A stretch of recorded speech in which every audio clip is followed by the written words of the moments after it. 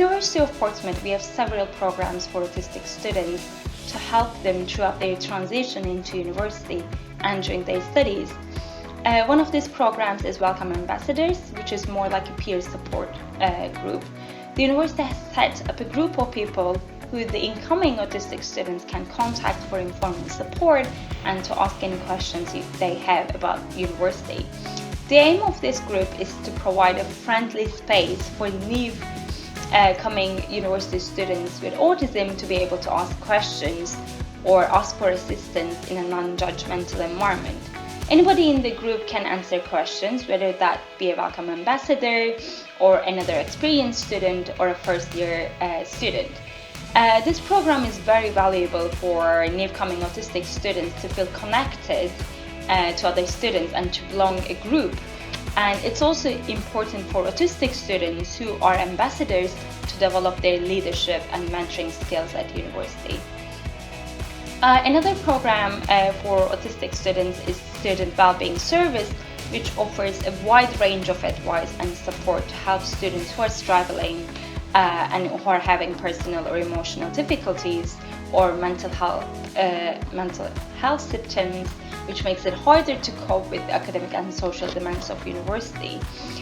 These services also include a program called Living Well with Autism group only for autistic students to develop strategies to cope with the university life.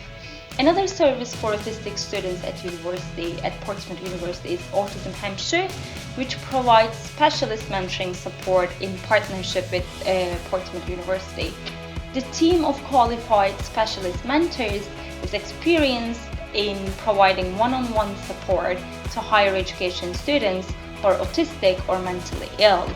The specialist mentor can support with developing a better understanding and awareness of the student's condition and how it may impact on university life and their academic studies. And it can also help with developing strategies and approaches that enable students to manage their studies successfully and independently. It also supports reflecting on and reviewing progress towards achieving set aims throughout the academic year. So it helps with identifying and reviewing action points, time management and organizational planning, and they can also signpost you to university and other local services for support available when needed. There is also the Autism Portal at the University of Portsmouth, which is developed with autistic students. This website is a toolkit to help autistic students make the most of their time at University of Portsmouth.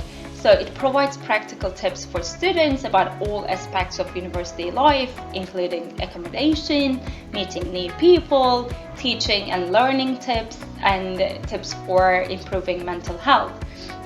It also provides information on disclosing your autism and other available services for autistic students at university. The portal also provides profiling assessment for students during their studies and also transitioning into employment after their studies. These toolkits are developed by Autism Center for Research on Employment, led by Dr. Beatrice Lopez at University of Portsmouth. Firstly, it can be harder to recognize the invisible complex needs of autistic students compared to students with physical or learning disabilities. For example, if the student does not disclose their autism, they cannot receive appropriate support and their needs will remain undefined or unmet. Also, the needs of autistic students are very diverse as it changes from one student to another. For example, one student might need more support with time management or organizational skills, while another student needs support for practical skills to live independently, and another might need support for managing anxiety. So they all have different needs, and not only the content of support available, but also the form of support might vary among autistic students. For example, one student might benefit from one-to-one consultation, while another student finds group support more useful. So it's very important to find out what each autistic student needs. I know that this is very time and stuff costly, but profiling assessments provided at the university can help identifying those individualized needs and provide support accordingly. Moreover, I think that while developing services specific for autistic students, it's really important to consider the role of non-autistic community, including lecturers, librarians, and other students in shaping experiences of autistic students at university. And that's also what we are aiming to do here, to apply here at Portsmouth University in order to create a more welcoming and inclusive environment for autistic students. So I think the more important thing, or the way forward, is to include more autistic voices in autism research and practice. I think autistic individuals have the most insightful knowledge about autism, or what they need, as they are the ones who live with it day-to-day basis. And I think research needs to acknowledge this and should let autistic individuals equally participate in decision-making processes when it comes to doing research with them. Available resources at university mostly focus on academic support, as shown in my and other studies. However, many autistic students report that they enjoy their studies and they have the skills to achieve academically.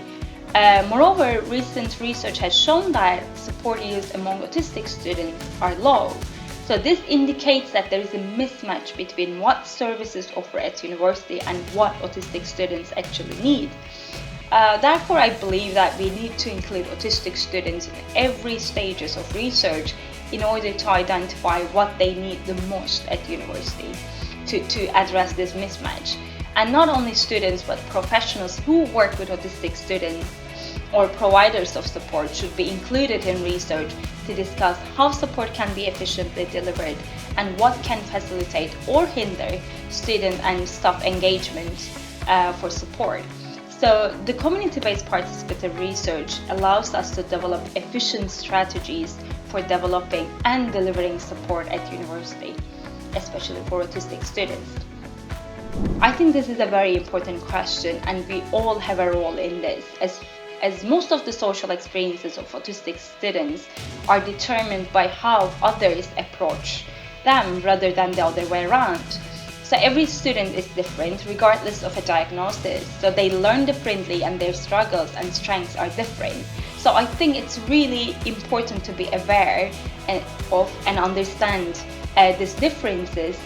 Therefore, educating students and staff about these differences is really important. That said, we should be very careful with what we want to educate others, non-autistic community, about autism. For example, some trainings about autism can reinforce misconceptions and prejudices about autism, such as the medical model of autism. Therefore, first, we need to know what the non-autistic community is missing in their understanding of autism and autistic people, and only then we should develop learning resources. It's also very important to systematically test whether this training and learning materials are efficient to reduce stigma towards neurodivergent people at university. As you know, universities switched to online teaching since March 2020, at least in the UK. So when we ask students about their challenges during this time, or what made it easier for them, the answers are really mixed. So academically, some students found it more flexible to learn online, as they can learn in their own pace and can repeat the information whenever they need, so they can replay the videos or watch the lectures again. Some also reported that they enjoyed being able to schedule their timetables as they want.